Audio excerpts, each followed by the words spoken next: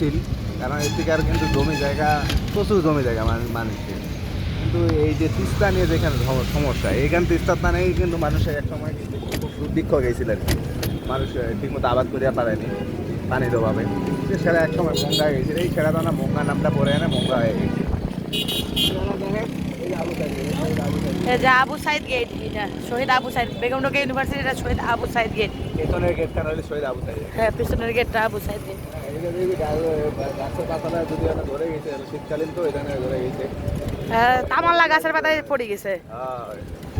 এখন আমরা যাচ্ছি মডার্ন চ্যাংড়া প্যাংড়া গুলো যে খেলে টেলে যাচ্ছে।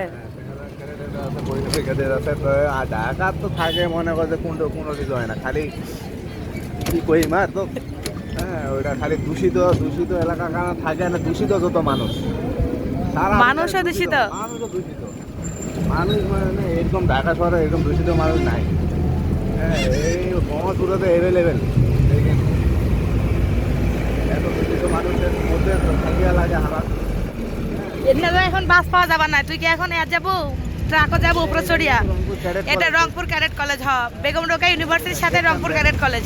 এই যে রংপুর ক্যাডেট কলেজের গেট। আমরা মঙ্গা এলাকা দেখাইছি, কিন্তু আমরা ভাব দেখাই না তমগর মতো, এটা কিন্তু মানুষ আর বোঝে না। হ্যাঁ, আমরা সহজ সরল মানুষ।